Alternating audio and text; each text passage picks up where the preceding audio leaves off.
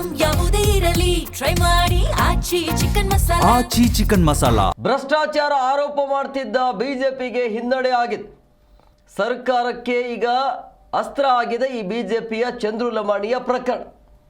ಚಂದ್ರು ಲಮಾಣಿ ಲಂಚ ಕೇಸಿಂದ ಬಿಜೆಪಿಗೆ ಭಾರಿ ಮುಜುಗರ ಇದೆ. ದಿನ ಬೆಳಗಾದ್ರೆ ಸಾಕು ಸರ್ಕಾರದ ಮೇಲೆ ಆರೋಪವನ್ನು ಮಾಡ್ತಾನೆ ಇದ್ರು ಬಿಜೆಪಿ. ಇಂತಿಷ್ಟು ಪರ್ಸೆಂಟೇಜ್ ಭ್ರಷ್ಟಾಚಾರ ಅದು ಇದು. ಈಗ ಬಿಜೆಪಿಯ ಸ್ಟ್ಯಾಂಡ್ ಏನು ಅನ್ನೋದು, ಈಗ ಶಾಸಕ ಚಂದ್ರು ಲಮಾಣಿಯ ಮೇಲೆ ಬಿಜೆಪಿಗರು ಸಹಜವಾಗಿ ಅಸಮಾಧಾನವನ್ನು ಹೊರಹಾಕ್ತಿದ್ದಾರೆ. ಪಕ್ಷದಿಂದನೂ ಕೂಡ ಕಿಕ್ಔಟ್ ಆಗ್ತಾರೆ ಅವರು, ಗೊತ್ತಾಗತ್ತೆ. ಇವತ್ತಿಲ್ಲಂದ್ರೆ ನಾಳೆ ಅದು ಕನ್ಫರ್ಮ್ ಆಗುತ್ತೆ. ಈಗಾಗಲೇ ನೋಟಿಸ್ ಕೂಡ ನೀಡಲಾಗಿದೆ ಅಂತೆ. ಸೊ ಹಂಗಾಗಿ ಬಹುಶಃ ಪಕ್ಷದಿಂದಲೇ ಉಚ್ಚಾಟನೆ ಮಾಡುವಂಥ ಸಾಧ್ಯತೆ ಇರುತ್ತೆ. ಸೊ ಮುಂದಿನ ಚುನಾವಣೆಗೂ ಕೂಡ ಇದು ಕಾಂಗ್ರೆಸ್ಗೆ ಏನಾಗುತ್ತೆ, ಪ್ರಚಾರಕ್ಕೆ ಅನುಕೂಲ ಆಗುತ್ತೆ. ಅವರೇ ಅನುಕೂಲ ಮಾಡ್ತಾ ಇರುವಂಥದ್ದು ಅಂದರೆ ಆಪೋನೆಂಟ್ ಇರುವಂಥ ಪಕ್ಷ, ವಿಪಕ್ಷದಲ್ಲಿರುವಂಥ ಬಿಜೆಪಿ ಬುಡನೂ ಇಲ್ಲ, ಸ್ಟ್ರಾಂಗೂ ಇಲ್ಲ ಅನ್ನೋದು ಗೊತ್ತಾಗ್ತಾ ಇದೆ. ಯಾವ ಅಂಶವನ್ನು ಇಟ್ಕೊಂಡು, ಯಾವ ವಿಷಯವನ್ನು ಇಟ್ಕೊಂಡು ಸರ್ಕಾರದ ವಿರುದ್ಧ ಹರಿಹಾಯ್ತಿದ್ರಲ್ಲ, ಈಗ ಅದೇ ವಿಷಯ, ಅದೇ ವಿಚಾರದಲ್ಲಿ ಬಿಜೆಪಿ ಸಿಕ್ಕಾಕೊಂಡಿದೆ. ಬಿಜೆಪಿ ಶಾಸಕರು ಇವರು ಚಂದ್ರು ಲಮಾಣಿ 5 ಲಕ್ಷ ರೂಪಾಯಿ ತೆಗೆದುಕೊಳ್ಳುವಂಥ ಸಂದರ್ಭದಲ್ಲಿ ರೆಡ್ ಹ್ಯಾಂಡ್ ಆಗಿ ಸಿಕ್ಕಿ ಬಿದ್ದಿದ್ದಾರೆ. ಗುತ್ತಿಗೆದಾರನಿಂದ 5 ಲಕ್ಷ ರೂಪಾಯಿ ತೆಗೆದುಕೊಳ್ಳುವಂಥ ಸಂದರ್ಭದಲ್ಲಿ ಬಾಲಾಜಿ ಆಸ್ಪತ್ರೆ ಅಂತೇಳಿ ಆ ಒಂದು ಹಾಸ್ಪಿಟ್ಲಲ್ಲಿ ಮಾತುಕತೆ ಆಗತ್ತೆ, ಅಲ್ಲೇ ಅಮೌಂಟನ್ನು ತೆಗೆದುಕೊಳ್ಳುವಂಥ ಸಂದರ್ಭದಲ್ಲಿ ಸಿಕ್ಕಿ ಬೀಳ್ತಾರೆ. ಸಿಕ್ಕಿ ಬಿದ್ದಾಗ ನೋಡಬೇಕು ನೀವು, ಶೇಕ್ ಆಗಿ ಹೋಗ್ತಾರೆ. ಇದು ನಂದು ತಪ್ಪೇ ಇಲ್ಲ, ಷಡ್ಯಂತ್ರ ಅಂತೇಳಿ ಇದೊಂದು ಬಾಯ್ಪಟ್ಟ ಅವರಿಗೆ. ಷಡ್ಯಂತ್ರ ಅನ್ನೋದು ಏನೇ ಆದರೂ ಕೂಡ ಷಡ್ಯಂತ್ರ. ಏನೇ ಷಡ್ಯಂತ್ರ ಇರಲಿ ಸ್ವಾಮಿ, ಮಾಡಿರೋದು ಏನು ಕೆಲಸ ನೀವು ಅಂತೇಳಿ ಮಾಡಿರೋದು ಸತ್ಯ ಅಲ್ವಾ? ಅದರಲ್ಲಿ ಏನು ಷಡ್ಯಂತ್ರ ಬಂತು? ನೀವು ಮಾಡಿದಿರಿ, ಯಾರೋ ಷಡ್ಯಂತ್ರ ಮಾಡಿದ್ದಾರೆ, ಹಿಡಿದು ಹಾಕಿದ್ದಾರೆ ಅಷ್ಟೇ, ಇನ್ನೇನು ಅದರಲ್ಲಿ ಅನುಭವಿಸಿ. ಈಗ ಮೊದಲ ಬಾರಿ ಶಾಸಕರು ಬಿಜೆಪಿಯಿಂದ ಅವ್ರನ್ನ ಕಿಕ್ ಬ್ಯಾಕ್ ಮಾಡುವಂಥ ಎಲ್ಲ ಸಾಧ್ಯತೆ ಇದೆ. ಬಿಜೆಪಿಯಿಂದ ತೆಗೆದು ಬೀಸಾಕ್ತಾರೆ ಈಗ. ಸೊ ಹಂಗಾಗಿ ಬಿಜೆಪಿ ಏನು ಮಾಡಬೇಕು ಅನ್ನೋದೇ ಗೊತ್ತಾಗ್ತಾ ಇಲ್ಲ ಈಗ ಬಿಜೆಪಿಗೆ. ಸಹಜವಾಗಿ ಮುಜುಗರ ಇದು. ಭ್ರಷ್ಟಾಚಾರ ಆರೋಪ ಮಾಡ್ತಾ ಇರುವಂಥ ಬಿಜೆಪಿಗೆ ಹಿನ್ನಡೆ ಆಗ್ತಾ ಇದೆ ಇದು. ಇವತ್ತು ಬಿಜೆಪಿ ಹೈಕಮಾಂಡ್ಗೆ ಚಂದ್ರು ಲಮಾಣಿ ಅವರ ವರದಿ ಕೂಡ ಹೋಗುತ್ತೆ. ಶಿಸ್ತು ಸಮಿತಿಯ ಅಧ್ಯಕ್ಷರಿಂದ ಈ ಕೇಸ್ ಬಗ್ಗೆ ವರದಿ ರವಾನೆ ಆಗಿದೆ. ಅರೆಸ್ಟ್ ಆಗಿರುವಂಥ ಬಿಜೆಪಿ ಶಾಸಕರ ಬಗ್ಗೆ ವರಿಷ್ಠರಿಗೆ ಮಾಹಿತಿ ನೀಡಲಾಗಿದೆ. ಆ ವರದಿಯನ್ನು ಆಧರಿಸಿ ಕ್ರಮವನ್ನು ಕೈಗೊಳ್ಳುತ್ತಾ ಕೇಂದ್ರ ಶಿಸ್ತು ಸಮಿತಿ ಅನ್ನೋದು. ಶಾಸಕರ ಮೇಲೆ ಕೇಂದ್ರ ಶಿಸ್ತು ಸಮಿತಿ ಕ್ರಮವನ್ನು ತೆಗೆದುಕೊಳ್ಳುವಂಥ ಎಲ್ಲ ಸಾಧ್ಯತೆ ಕಂಡು ಬರ್ತಾ ಇದೆ. ಸೊ ಕೇಂದ್ರ ಶಿಸ್ತು ಸಮಿತಿಗೆ ವರದಿಯನ್ನು ಈಗಾಗಲೇ ರಾಜ್ಯ ಬಿಜೆಪಿ ಸಲ್ಲಿಕೆ ಮಾಡಿದೆ.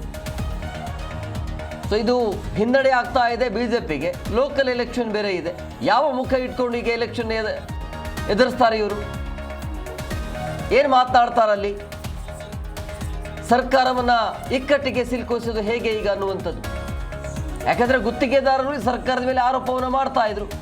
ಗುತ್ತಿಗೆದಾರ ಹೇಳಿಕೆಯನ್ನು ಆಧರಿಸಿ ಬಿಜೆಪಿ ಕೂಡ ಸರ್ಕಾರದ ಮೇಲೆ ಆರೋಪಗಳ ಮೇಲೆ ಆರೋಪ ಮಾಡ್ತಾ ಇತ್ತು. ಈಗ ತಮ್ಮ ಬುಡಕ್ಕೆ ಬಂದಿದೆಯಲ್ಲ, ಈಗ ಇರುವಂಥ ಕುತೂಹಲ ಅಂದರೆ ಬಿಜೆಪಿ ಸ್ಟ್ಯಾಂಡ್ ಏನು ಅನ್ನೋದು. ಏನು ಹೇಳ್ತೀವಿ ಈ ಕೇಸ್ ಬಗ್ಗೆ ಬಿಜೆಪಿ ನಾಯಕರ ಸ್ಟೇಟ್ಮೆಂಟ್ ಏನು ಅಂತೇಳಿ. ಪ್ರಹ್ಲಾದ್ ಜೋಶಿ ಅವರು ನಿನ್ನೆ ಮಾತಾಡಿದರು, ಅದ್ರ ಬಗ್ಗೆ ಮಾಹಿತಿ ಇಲ್ಲ ನನಗೆ, ತಿಳಿದುಕೊಂಡು ಮಾತಾಡ್ತೀನಿ, ಬಟ್ ಯಾರೇ ಏನೇ ಮಾಡಿದ್ರು ಕೂಡ ತಪ್ಪು ಅಂತೇಳಿ ಒಂದು ಬ್ಯಾಲೆನ್ಸ್ ಆಗಿ ಮಾತನಾಡಿದರು. ಅದನ್ನು ಒಂಥರ ಬ್ಯಾಲೆನ್ಸ್ಡ್ ಆಗಿ. ಬಟ್ ಈಗ ಹೈಕಮಾಂಡ್ವರೆಗೂ ಈ ವರದಿ ಹೋಗಿದೆ. ಮೊದಲ ಬಾರಿ ಶಾಸಕರು ಸುಮ್ಮನೆ ಇರಬಹುದಾಗಿತ್ತಲ್ಲ, ಬೇಕಿತ್ತ ಇದೆಲ್ಲ? ಹೆಂಗ್ ವಯಸ್ಸು? ಆಮೇಲೆ ಈ ಒಂದು ಭ್ರಷ್ಟಾಚಾರ, ಆಮೇಲೆ ಲೋಕಾಯುಕ್ತ ರೇಡ್ ಇದೆಯಲ್ಲ, ಇದೆಲ್ಲ ಕೈವಾಡ ಷಡ್ಯಂತ್ರ ಅಂತ ಹೇಳ್ತಾರೆ. ಚಲವಾದಿ ನಾರಾಯಣ ಸ್ವಾಮಿ ಅವರು ಕೂಡ ಅದನ್ನೇ ಸ್ಟೇಟ್ಮೆಂಟ್ ಕೊಟ್ಟಿದ್ರು. ಇದು ಹೆಂಗೆ ಷಡ್ಯಂತ್ರ ಆಗತ್ರಿ? ಇದು ಅದೇ ಗೊತ್ತಾಗಲ್ಲ. ಒಂಥರ ಏನೋ ಸಿಕ್ಕಾಕೊಂಡ್ಬಿಟ್ರೆ ಒಂಥರ ಷಡ್ಯಂತ್ರ ಇದು, ನಮ್ಮನ್ನು ಟಾರ್ಗೆಟ್ ಮಾಡಲಾಗ್ತಾ ಇದೆ. ಟಾರ್ಗೆಟ್ ಮಾಡೋ ಥರ ನೀವು ಮಾಡ್ತಾ ಇದ್ರಿ, ನೀವು ಯಾಕೆ ಟಾರ್ಗೆಟ್ ಆಗ್ತಾ ಇದ್ರಿ ಅದನ್ನ ಹೇಳಿ. ಫಸ್ಟ್ ಟಾರ್ಗೆಟ್ ಮಾಡಬೇಕು ಅಂದರೆ ನೀವು ಟಾರ್ಗೆಟ್ ಆಗ್ತಾ ಇದ್ರಿ ಅಂತ.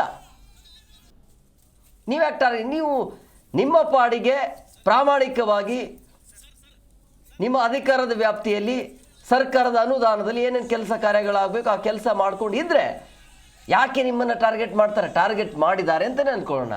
ನೀವು ಯಾಕೆ ಟಾರ್ಗೆಟ್ಗೆ ಒಳಗಾಗ್ತಾ ಇದ್ದೀರಿ? ಷಡ್ಯಂತ್ರ ಅಂತಲೇ ಅಂದ್ಕೊಳ್ಳೋಣ. ಷಡ್ಯಂತ್ರ ಇದ್ರೂ ಕೂಡ ನೀವು ಯಾಕೆ 5 ಲಕ್ಷ ರೂಪಾಯಿ ಲಂಚವನ್ನು ತೆಗೆದುಕೊಂಡಿದ್ರಿ? ಆಮೇಲೆ ಈ ಲಂಬಾಣಿಯ ಒಂದು ಆಡಿಯೋ ವೈರಲ್ ಆಗಿದೆಯಲ್ಲ, ಈ ಸ್ವಾಮೀಜಿ, ಮಠದ ಸ್ವಾಮೀಜಿ ಮತ್ತು ಶಾಸಕರಿಬ್ಬರದ ಆಡಿಯೋ, ಅವರಿಬ್ಬರ ಮಧ್ಯೆ ಏನೋ ಗಲಾಟೆ ಆಗಿತ್ತಂತೆ, ಹೇಗೋ ಮಾಡಿ ಶಾಸಕರನ್ನು ಸಿಕ್ಕಾಸ್ಕೊಳ್ಬೇಕು ಅನ್ನುವಂಥ ಒಂದು ಆಡಿಯೋ ವೈರಲ್ ಆಗಿದೆ. ಅದು ಮಠದ ಗುರೂಜಿ ಮಾತನಾಡಿರೋದು. ಆ ಸ್ವಾಮೀಜಿ ಮಾತನಾಡಿರುವಂಥ ಹಿನ್ನೆಲೆಯಲ್ಲಿ ಸ್ವಾಮೀಜಿಯವರ ಕೈವಾಡ ಇದೆ ಅಂತ ಕೆಲವೊಬ್ಬರು ಜನ ಹೇಳ್ತಿದ್ದಾರೆ. ಇನ್ನು ರಾಜಕೀಯವಾಗಿ ಬಂದಾಗ ಕಾಂಗ್ರೆಸ್ನ ಕೈವಾಡ ಇದು. ಕೈವಾಡ ಅಂದರೆ ಹೆಂಗ್ರಿ ಇದು? ಯಾರು ನಂಬ್ತಾರೆ ಇದನ್ನು?